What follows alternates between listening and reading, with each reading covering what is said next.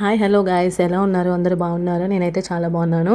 మీరు ఎలా ఉన్నారో కింద కామెంట్ సెక్షన్లో చెప్పేసి. ఈరోజు ఏంటంటే మన పిల్లల యొక్క బాడీ అనేది చాలా స్ట్రాంగ్గా దృఢంగా ఉండాలి అంటే ఏమి తినిపిస్తే బాగుంటుంది అన్నది నేను చూపిస్తున్నాను.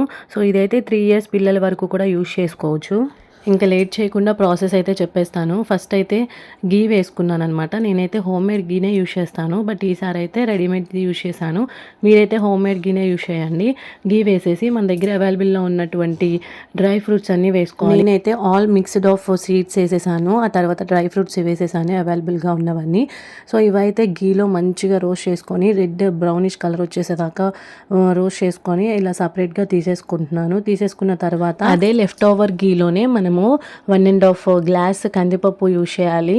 అండ్ 1.5 కప్ కందిపప్పుకి 3 glasses ఆఫ్ బియ్యంని వేయాలన్నమాట. సో డబల్గా ఉండాలి క్వాంటిటీ అన్నది. 1 glass కందిపప్పు అయితే 2 glass ఆఫ్ బియ్యం ఉండాలి, అలా ఉండాలన్నమాట.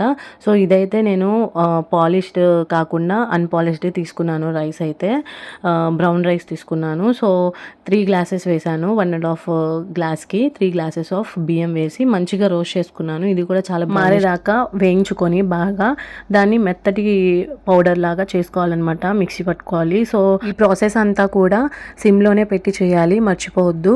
అండ్ ఇదైతే గనక మనము అడుగంటకుండా మంచిగా కలుపుకుంటూ మిక్స్ చేసుకుంటూ క్రిస్పీగా అయ్యేంత వరకు కూడా రోస్ట్ చేసుకున్న తర్వాత ఇలాగ మిక్సింగ్ బౌల్లోకి తీసుకొని ఆ తర్వాత ఇందాక మనం వేయించి పెట్టుకున్న డ్రై ఫ్రూట్స్ సీడ్స్ కూడా వేసేసుకోవాలి. తర్వాత డైజెషన్ కోసం జీలకర్ర వాముని కూడా యాడ్ చేయాలి దీంట్లోనే. సో నేనైతే అన్ని రెడీమేడ్ యూజ్ చేసేసాను. 5 rupees ప్యాకెట్ ఆఫ్ జీలకర్ర, 5 rupees ప్యాకెట్ ఆఫ్ వాముని యూజ్ చేశాను. ఆ తర్వాత దీన్ని మెత్తగా పౌడర్ లాగా గ్రైండ్ చేసుకోవాలి.